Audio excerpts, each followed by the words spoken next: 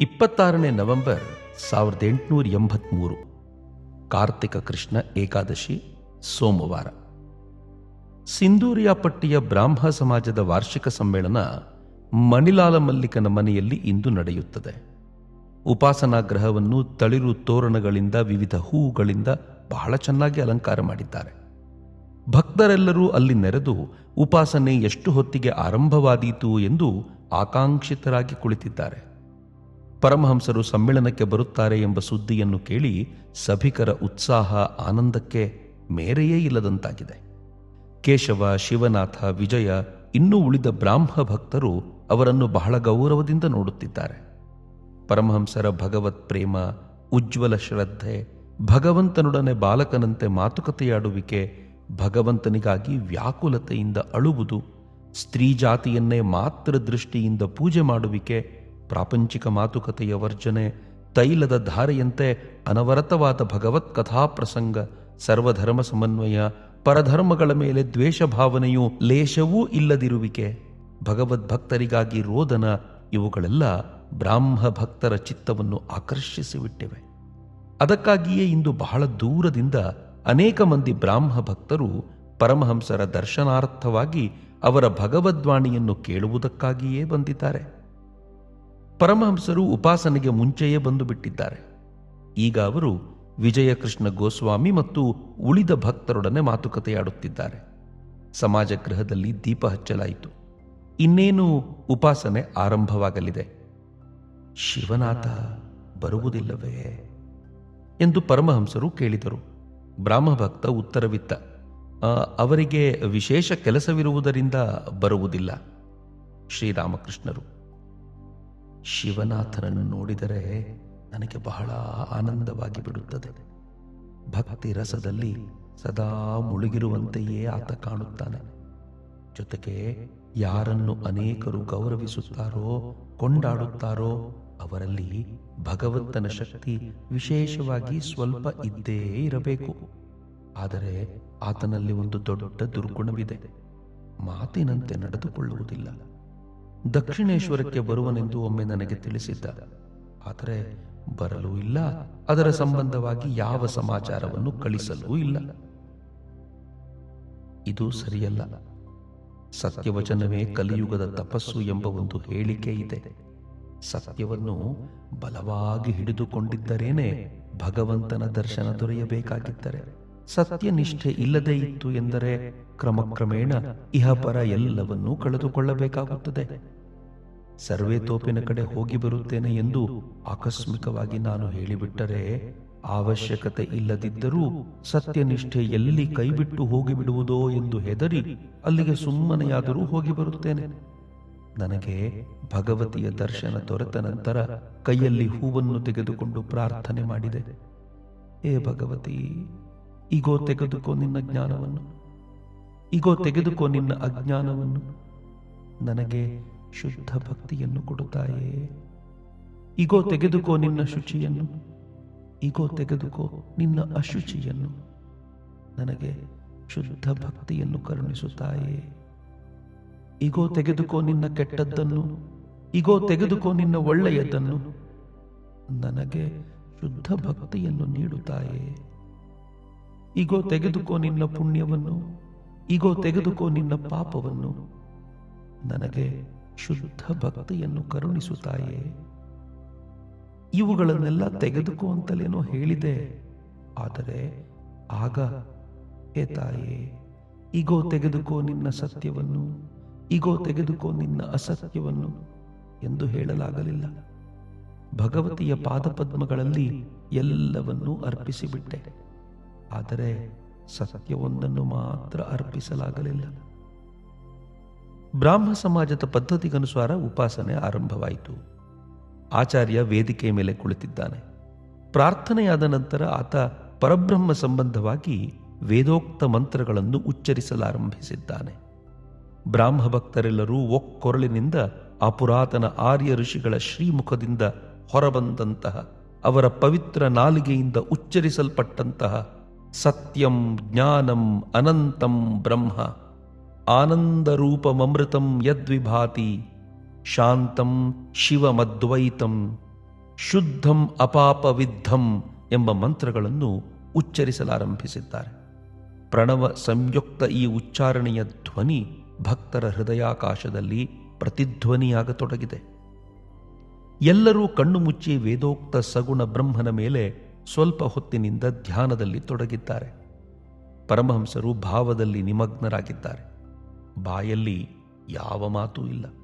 ಸ್ಥಿರ ದೃಷ್ಟಿಯುಳ್ಳವರಾಗಿ ಚಿತ್ರದ ಗೊಂಬೆಯ ಹಾಗೆ ಕುಳಿತಿದ್ದಾರೆ. ಅವರ ಆತ್ಮಪಕ್ಷಿ ಎಲ್ಲೋ ಆನಂದದಿಂದ ವಿಹರಿಸುತ್ತಿದೆ. ಅವರ ದೇಹ ಮಾತ್ರ ಶೂನ್ಯ ಮಂದಿರದಲ್ಲಿ ಬಿದ್ದಿದೆ. ಪ್ರಕೃತಿಸ್ಥರಾದ ನಂತರ ಕಣ್ಣು ತೆರೆದು ನೋಡುತ್ತಾರೆ. ಸಭಿಕರೆಲ್ಲರೂ ನೆಟ್ಟ ದೃಷ್ಟಿಯುಳ್ಳವರಾಗಿ ತಮ್ಮನ್ನೇ ನೋಡುತ್ತಿದ್ದಾರೆ. ಇದ್ದಕ್ಕಿದ್ದ ಹಾಗೆ ಬ್ರಹ್ಮ ಬ್ರಹ್ಮ ಅಂತ ಹೇಳುತ್ತಾ ಎದ್ದು ನಿಂತುಕೊಂಡು ಬಿಟ್ಟಿದ್ದಾರೆ. ಆ ಸಮಯಕ್ಕೆ ಸರಿಯಾಗಿ ಉಪಾಸನೆ ಮುಗಿದು ಬ್ರಾಹ್ಮ ಭಕ್ತರು ತಾಳ ಮೃದಂಗಗಳೊಡನೆ ಸಂಕೀರ್ತನೆ ಮಾಡಲಾರಂಭಿಸಿದ್ದಾರೆ. ಪರಮಹಂಸರು ಪ್ರೇಮಾನಂದದಿಂದ ಮತ್ತರಾಗಿ ಅವರೊಡನೆ ಹಾಡುತ್ತಾ ನರ್ತಿಸಲಾರಂಭಿಸಿದ್ದಾರೆ. ಎಲ್ಲರೂ ಮುಗ್ಧರಾಗಿ ನೃತ್ಯವನ್ನೇ ನೋಡುತ್ತಿದ್ದಾರೆ. ವಿಜಯನು ಉಳಿದ ಭಕ್ತರು ಅವರನ್ನು ಸುತ್ತುಗಟ್ಟಿ ನರ್ತಿಸುತ್ತಿದ್ದಾರೆ. ಅಲ್ಲಿ ನೆರೆದಿದ್ದವರೆಲ್ಲರೂ ಆ ಅದ್ಭುತ ದೃಶ್ಯವನ್ನು ನೋಡುತ್ತಾ ಕೀರ್ತನಾನಂದವನ್ನು ಸವಿಯುತ್ತಾ ಈ ಪ್ರಪಂಚವನ್ನೇ ಮರೆತು ಬಿಟ್ಟಂತೆ ಕಾಣುತ್ತಿದ್ದಾರೆ. ಹರಿರಸ ಮದಿರೆಯನ್ನು ಪಾನ ಮಾಡುತ್ತಾ ಈ ಕೆಲವು ನಿಮಿಷಗಳ ಮಟ್ಟಿಗಾದರೂ ವಿಷಯಾನಂದವನ್ನು ಮರೆತು ಬಿಟ್ಟಿರುವಂತೆಯೂ ವಿಷಯ ಸುಖ ರಸ ಅವರಿಗೆ ಕಹಿಯಾಗಿ ತೋರುತ್ತಿರುವಂತೆಯೂ ಕಂಡುಬರುತ್ತಿದೆ. ಕೀರ್ತನೆ ಮುಗಿದ ನಂತರ ಪರಮಹಂಸರ ಬಾಯಿಂದ ಬರುವ ಅಮೃತವಾಣಿಯನ್ನು ಕೇಳಲು ಎಲ್ಲರೂ ಅವರನ್ನು ಸುತ್ತುಗಟ್ಟಿ ಕುಳಿತುಕೊಂಡಿದ್ದಾರೆ. ಶ್ರೀರಾಮಕೃಷ್ಣರು, ಈ ಸಂಸಾರದಲ್ಲಿ ನಿರ್ಲಿಪ್ತರಾಗಿ ಇರುವುದು ಎಂದರೆ ಬಹಳ ಕಠಿಣ. ಒಮ್ಮೆ ಪ್ರತಾಪಚಂದ್ರ ನನಗೆ ಹೇಳಿದ, ಮಹಾಶಯರೇ, ನಮ್ಮ ಆದರ್ಶ ಪುರುಷ ಜನಕರಾಜ, ಆತ ಈ ಸಂಸಾರದಲ್ಲಿ ನಿರ್ಲಿಪ್ತನಾಗಿ ಇದ್ದ. ನಾವು ಆತನ ಹಾಗೆಯೇ ಇರಲು ಪ್ರಯತ್ನಿಸುತ್ತೇವೆ. ನಾನು ಹೇಳಿದೆ, ಸುಮ್ಮನೆ ಹಾಗೆ ಭಾವಿಸಿಕೊಂಡು ಬಿಟ್ಟರೆ ಜನಕರಾಜನಂತಿರಲಾಗುವುದೇ? ಆತ ಎಷ್ಟೊಂದು ತಪಸ್ಸು ಮಾಡಿ ಬ್ರಹ್ಮಜ್ಞಾನವನ್ನು ಪಡೆದುಕೊಂಡಿದ್ದ. ಶೀರ್ಷಾಸನದಲ್ಲಿ ಬಹಳ ವರ್ಷಗಳ ಕಾಲ ಘೋರ ತಪಸ್ಸು ಮಾಡಿ ಆನಂತರ ಬಂದು ಸಂಸಾರದಲ್ಲಿ ಇರಲಾರಂಭಿಸಿದ. ಹಾಗಾದರೆ ಸಂಸಾರಿಗಳಿಗೆ ಮಾರ್ಗವೇ ಇಲ್ಲ ಅಂತಲೇನು? ಅವಶ್ಯವಾಗಿ ಇದೆ. ಆಗಾಗ ಕೆಲವು ದಿನಗಳ ಮಟ್ಟಿಗೆ ನಿರ್ಜನ ಪ್ರದೇಶದಲ್ಲಿ ಸಾಧನೆ ಮಾಡಬೇಕು. ಆಗ ಭಕ್ತಿ ದೊರೆಯುತ್ತದೆ, ಜ್ಞಾನ ದೊರೆಯುತ್ತದೆ. ಬಳಿಕ ಹೋಗಿ ಸಂಸಾರದಲ್ಲಿ ಇದ್ದರೆ ಯಾವ ತೊಂದರೆಯೂ ಆಗದು. ನಿರ್ಜನ ಪ್ರದೇಶದಲ್ಲಿ ಸಾಧನೆ ಮಾಡುವಾಗ ಸಂಸಾರ ಸಂಬಂಧವನ್ನು ಸಂಪೂರ್ಣವಾಗಿ ತ್ಯಜಿಸಿಬಿಡಬೇಕು. ಹೆಂಡತಿ, ಮಗ, ಮಗಳು, ತಾಯಿ, ತಂದೆ, ಸೋದರ, ಸೋದರಿ, ಗೆಳೆಯರು, ಸ್ವಬಾಂಧವರು ಯಾರೂ ಹತ್ತಿರ ಸುಳಿಯದ ಹಾಗೆ ನೋಡಿಕೊಳ್ಳಬೇಕು. ಹಾಗೆ ಸಾಧನೆ ಮಾಡುವಾಗ ಭಾವಿಸಬೇಕು, ನನಗೆ ಈ ಜಗತ್ತಿನಲ್ಲಿ ಯಾರೆಂದರೆ ಯಾರೂ ಇಲ್ಲ, ಭಗವಂತನೇ ನನ್ನ ಸರ್ವಸ್ವ. ಅಳುತ್ತ ಅಳುತ್ತ ಜ್ಞಾನ ಭಕ್ತಿಗಳಿಗಾಗಿ ಭಗವಂತನನ್ನು ಪ್ರಾರ್ಥಿಸಬೇಕು.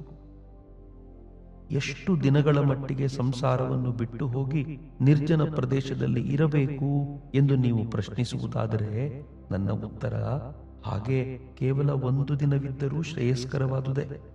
3 ದಿನದ ಮಟ್ಟಿಗೆ ಇನ್ನೂ ಒಳ್ಳೆಯದ್ದು. ಸಾಧ್ಯವಾದರೆ 12 ದಿನವನ್ನು, 1 ತಿಂಗಳನ್ನು, 3 ತಿಂಗಳನ್ನು, 1 ವರ್ಷವನ್ನು ತಮ್ಮ ತಮ್ಮ ಅನುಕೂಲಕ್ಕೆ ತಕ್ಕಂತೆ ಏಕಾಂತದಲ್ಲಿ ಕಳೆದು ಜ್ಞಾನ ಭಕ್ತಿಗಳನ್ನು ಪಡೆದುಕೊಂಡು ಸಂಸಾರದಲ್ಲಿ ಬಂದು ಇದ್ದರೆ ವಿಶೇಷವಾಗೇನೂ ಹೆದರಬೇಕಾಗಿಲ್ಲ. ಕೈಗೆ ಎಣ್ಣೆ ಸವರಿಕೊಂಡು ಹಲಸಿನ ಹಣ್ಣು ಬಿಡಿಸಿದರೆ ಅಂಟು ಕೈಗೆ ಅಂಟುವುದಿಲ್ಲ. ಕಣ್ಣಾಮುಚ್ಚಾಲೆ ಆಟ ಆಡುವಾಗ ಅಜ್ಜಿಯನ್ನು ಮುಟ್ಟಿಬಿಟ್ಟದ್ದೇ ಆದರೆ ನಿಶ್ಚಿಂತೆಯಿಂದ ಇದ್ದು ಬಿಡಬಹುದು. ಒಮ್ಮೆ ಸ್ಪರ್ಶಮಣಿಯನ್ನು ಮುಟ್ಟಿ ಚಿನ್ನವಾಗಿ ಬಿಡಿ. ಬಳಿಕ ನಿಮ್ಮನ್ನು 1,000 ವರ್ಷ ಮಣ್ಣಿನೊಳಗೆ ಹೂತಿಟ್ಟಿದ್ದು ಹೊರಕ್ಕೆ ತೆಗೆದರೂ ಚಿನ್ನವಾಗಿಯೇ ಉಳಿದಿರುತ್ತೀರಿ. ಮನಸ್ಸು ಹಾಲು ಇದ್ದ ಹಾಗೆ. ಅದನ್ನು ಸಂಸಾರವೆಂಬ ನೀರಿಗೆ ಸುರಿದರೆ ಅದು ಅದರೊಡನೆ ಬೆರೆತುಕೊಂಡು ಬಿಡುತ್ತದೆ. ಜನ ಹಾಲನ್ನು ನಿರ್ಜನ ಪ್ರದೇಶದಲ್ಲಿ ಇಟ್ಟು ಹೆಪ್ಪು ಹಾಕಿ ಮೊಸರು ಮಾಡಿ ಕಡೆದು ಬೆಣ್ಣೆ ತೆಗೆಯುತ್ತಾರೆ. ಹಾಗೇನೆ ನಿರ್ಜನ ಪ್ರದೇಶದಲ್ಲಿ ಸಾಧನೆ ಮಾಡಿ ಮನಸ್ಸೆಂಬ ಹಾಲಿನಿಂದ ಜ್ಞಾನ ಭಕ್ತಿಗಳೆಂಬ ಬೆಣ್ಣೆಯನ್ನು ತೆಗೆಯುವುದಾದರೆ ಬಳಿಕ ಆ ಬೆಣ್ಣೆಯನ್ನು ಅನಾಯಾಸವಾಗಿ ಸಂಸಾರವೆಂಬ ನೀರಿನಲ್ಲಿ ಇಡಬಹುದು. ಆಗ ಅದು ಎಂದಿಗೂ ಸಂಸಾರವೆಂಬ ನೀರಿನಲ್ಲಿ ಬೆರೆತು ಹೋಗುವುದಿಲ್ಲ. ಅದು ಅದರಲ್ಲಿ ನಿರ್ಲಿಪ್ತವಾಗಿ ತೇಲುತ್ತಿರುತ್ತದೆ. ವಿಜಯ ಈಗ ತಾನೇ ಗಯೆಯಿಂದ ಬಂದಿದ್ದಾನೆ. ಅಲ್ಲಿ ಆತನಿಗೆ ನಿರ್ಜನವಾಸ, ಸಾಧುಸಂಗ ಎರಡೂ ದೊರೆಯಿತು. ಈಗ ಕಾಷಾಯ ವಸ್ತ್ರಧಾರಿಯಾಗಿದ್ದಾನೆ. ಆತನ ಮನಸ್ಸು ಬಹಳ ಉಚ್ಚ ಸ್ಥಿತಿಯಲ್ಲಿದೆ. ಸರ್ವದಾ ಅಂತರ್ಮುಖವಾಗಿರುವ ಹಾಗೆ ಪರಮಹಂಸರ ಹತ್ತಿರ ತಲೆ ತಗ್ಗಿಸಿ ಕುಳಿತಿದ್ದಾನೆ. ಏನನ್ನೋ ಭಾವಿಸುತ್ತಿರುವಂತೆ ಕಾಣುತ್ತಿದೆ. ಪರಮಹಂಸರು ವಿಜಯನ ಕಡೆ ನೋಡುತ್ತಾ ನೋಡುತ್ತಾ ಇದ್ದ ಹಾಗೆ ಕೇಳುತ್ತಿದ್ದಾರೆ. ವಿಜಯ, ನಿನಗೆ ಇಳಿದುಕೊಳ್ಳಲು ಕೊಠಡಿ ದೊರೆತಿರುವುದೇ? ಒಂದು ಕತೆ ಹೇಳುತ್ತೇನೆ ಕೇಳು. ಇಬ್ಬರು ಸಾಧುಗಳು ದೇಶಾಟನೆ ಮಾಡುತ್ತಾ ಒಂದು ಪಟ್ಟಣಕ್ಕೆ ಬಂದು ಸೇರಿದರು.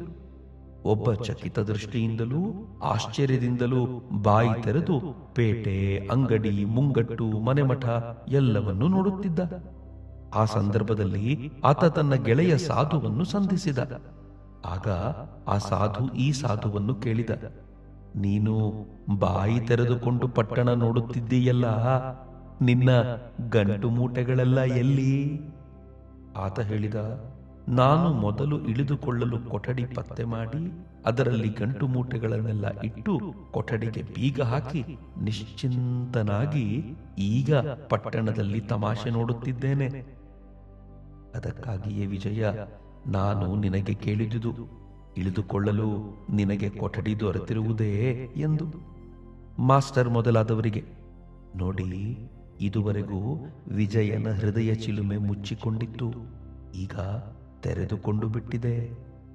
ವಿಜಯನಿಗೆ, ನೋಡು, ಶಿವನಾಥನಿಗೆ ವರ್ಣಿಸಲಾರದ ಜಂಜಾಟ. ಆತ ವಾರ್ತಾಪತ್ರಿಕೆಗಳಿಗೆ ಬರೆದು ಕೊಡಬೇಕಾಗಿದೆ, ಇನ್ನೂ ಏನೇನೋ ಕೆಲಸ ಕಾರ್ಯಗಳಲ್ಲಿ ತೊಡಗಿರಬೇಕಾಗಿದೆ. ಪ್ರಾಪಂಚಿಕ ಕರ್ಮಗಳಿಗೆ ಕೈ ಹಾಕಿತು ಎಂದರೆ ಅಶಾಂತಿ ಉಂಟಾಗುತ್ತದೆ. ಬಹಳವಾಗಿ ಚಿಂತೆ, ಯೋಚನೆ ಬಂದು ಬಿಡುತ್ತದೆ. ಶ್ರೀಮದ್ ಭಾಗವತದಲ್ಲಿ ಹೇಳಿದೆ, ಅವಧೂತನ 24 ಗುರುಗಳಲ್ಲಿ ಹದ್ದು ಒಂದು ಎಂದು. ಒಂದು ಜಾಗದಲ್ಲಿ ಬೆಸ್ತರು ಮೀನು ಹಿಡಿಯುತ್ತಿದ್ದರು. ಒಂದು ಹದ್ದು ಮೇಲಿಂದ ಪಕ್ಕನೆ ಕೆಳಕ್ಕೆ ಇಳಿದು ಬಂದು ಮೀನನ್ನು ಹಿಡಿದುಕೊಂಡು ಹೋಯಿತು. ಹದ್ದಿನ ಹತ್ತಿರ ಮೀನು ಇರುವುದನ್ನು ಕಂಡು ಸಾವಿರಾರು ಕಾಗೆಗಳು ಅದರ ಬೆನ್ನು ಹತ್ತಿ ಕಾ ಕಾ ಅಂತ ಕೂಗುತ್ತಾ ಅದಕ್ಕೆ ಚಿತ್ರಹಿಂಸೆ ಕೊಡಲಾರಂಭಿಸಿದವು. ಹದ್ದು ಮೀನಿನೊಡನೆ ಯಾವ ದಿಕ್ಕಿಗೆ ಹಾರಿ ಹೋದರೂ ಕಾಗೆಗಳು ಅದನ್ನು ಅಟ್ಟಿಸಿಕೊಂಡು ಆ ದಿಕ್ಕಿಗೆ ಹೋಗುತ್ತಿದ್ದವು. ಹದ್ದು ಮೊದಲು ದಕ್ಷಿಣ ದಿಕ್ಕಿಗೆ ಹೋಯಿತು, ಬಳಿಕ ಉತ್ತರಕ್ಕೆ ಹೋಯಿತು. ಅಲ್ಲಿಗೂ ಅವು ಹೋದವು. ಆನಂತರ ಪೂರ್ವ ಪಶ್ಚಿಮ ದಿಕ್ಕುಗಳಿಗೆ ಹೋದರೂ ಅವು ಹಿಂಬಾಲಿಸುವುದನ್ನು ಬಿಡಲಿಲ್ಲ. ಕೊನೆಗೆ ಹದ್ದಿಗೆ ದಿಗ್ಭ್ರಮೆ ಹಿಡಿದು ಸಿಕ್ಕಿದ ಕಡೆಗೆ ಹಾರುತ್ತಿದ್ದಾಗ ಮೀನು ಕಳಚಿಕೊಂಡು ಬಿದ್ದು ಹೋಯಿತು. ಒಡನೆ ಕಾಗೆಗಳು ಹದ್ದನ್ನು ಸುಮ್ಮನೆ ಬಿಟ್ಟು ಮೀನಿನ ಕಡೆಗೆ ಹಾರಿ ಹೋಗಲಾರಂಭಿಸಿದವು. ಹದ್ದು ಬಳಿಕ ನಿಶ್ಚಿಂತೆಯಿಂದ ಹಾರಿ ಹೋಗಿ ಒಂದು ಮರದ ಕೊಂಬೆಯ ಮೇಲೆ ಕುಳಿತು ಭಾವಿಸಲಾರಂಭಿಸಿತು. ಆ ಹಾಳಾದ ಮೀನೇ ನನ್ನ ಇಷ್ಟೊಂದು ತೊಂದರೆಗಳಿಗೆಲ್ಲ ಮೂಲ.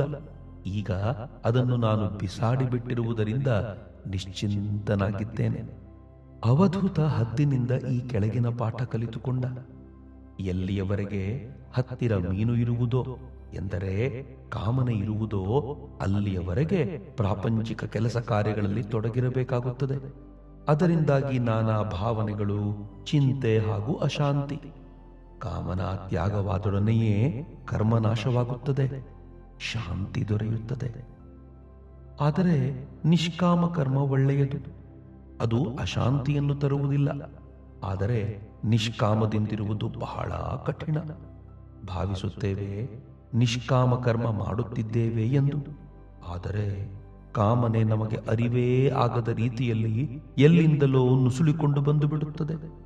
ಮೊದಲು ಬಹಳವಾಗಿ ಸಾಧನೆ ಮಾಡಿದ್ದರೆ ಅದರ ಬಲದಿಂದ ಕೆಲವರ ಕೈಯಲ್ಲಿ ನಿಷ್ಕಾಮ ಕರ್ಮ ಸಾಧ್ಯವಾಗಬಹುದು.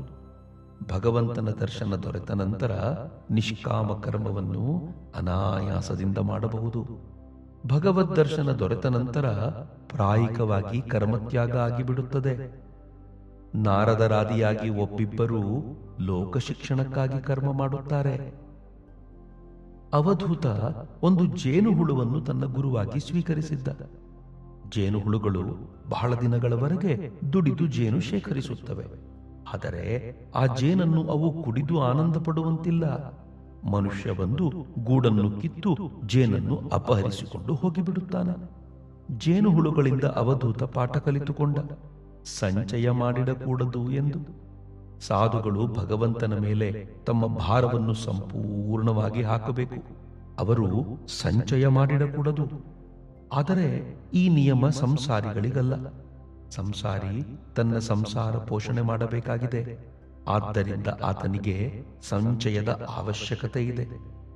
ಹಕ್ಕಿ ಮತ್ತು ಸಾಧು ಸಂಚಯ ಮಾಡಿಡುವುದಿಲ್ಲ. ಆದರೆ ಹಕ್ಕಿಗೆ ಮರಿಯಾದರೆ ಅದು ಸಂಚಯ ಮಾಡುತ್ತದೆ. ಮರಿಗಳಿಗಾಗಿ ಕೊಕ್ಕಿನಲ್ಲಿ ಆಹಾರ ಶೇಖರಿಸಿ ತರುತ್ತದೆ. ಒಂದು ವಿಷಯ ವಿಜಯ, ಸಾಧುವಿನ ಹತ್ತಿರ ಗಂಟು ಮೂಟೆ ಇತ್ತು ಎಂದರೆ, 10-20 ಪುಟ್ಟ ಪುಟ್ಟ ಗಂಟು ಹಾಕಿರುವ ಬಟ್ಟೆ ಇತ್ತು ಎಂದರೆ ಆತನನ್ನು ನಂಬಬೇಡ. ನಾನು ಪಂಚವಟಿಯಲ್ಲಿ ಆಲದ ಮರದ ಕೆಳಗೆ ಅಂಥ ಸಾಧುಗಳನ್ನು ನೋಡಿರುತ್ತೇನೆ. ಒಮ್ಮೆ 2-3 ಕುಳಿತಿದ್ದರು.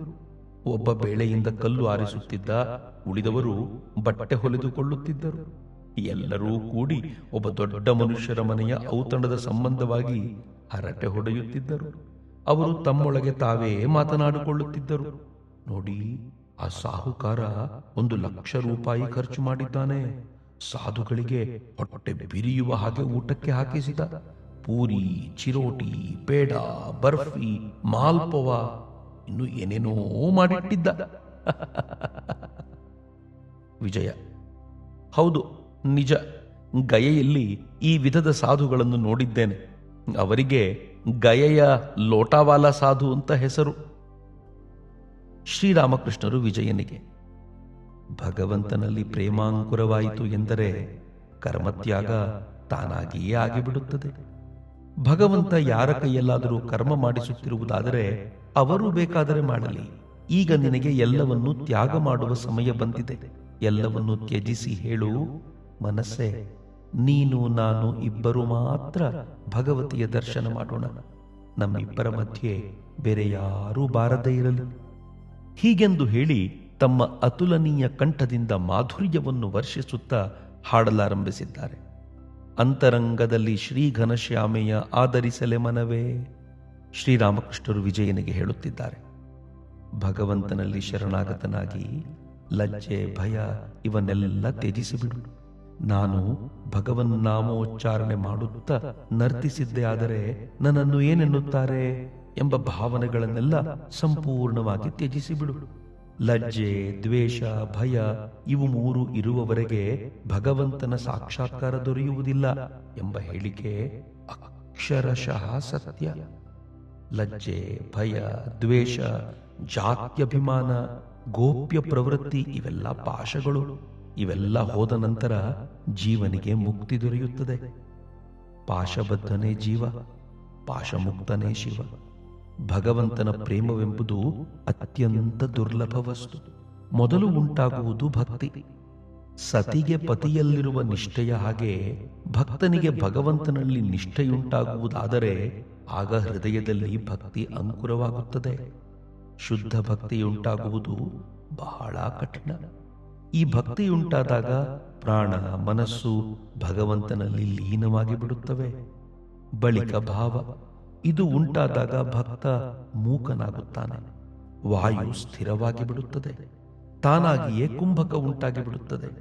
ಇದು ಬಂದೂಕ ಹೊಡೆಯುವವನ ಮಾತು ಕಟ್ಟಿ ಹೋಗಿ ವಾಯು ಸ್ಥಿರವಾಗಿ ಬಿಡುವುದಿಲ್ಲವೇ ಹಾಗೆ. ಆದರೆ ಪ್ರೇಮ ಬಹುದೂರದ ಮಾತು. ಚೈತನ್ಯ ದೇವನಿಗೆ ಪ್ರೇಮ ಉಂಟಾಗಿತ್ತು. ಭಗವತ್ ಪ್ರೇಮ ಉಂಟಾಯಿತು ಎಂದರೆ ಬಾಹ್ಯ ವಸ್ತುಗಳೆಲ್ಲ ನೆನಪಿಗೆ ಬಾರದೆ ಹೋಗುತ್ತವೆ. ಜಗತ್ತೇ ಮರೆತು ಹೋಗಿಬಿಡುತ್ತದೆ.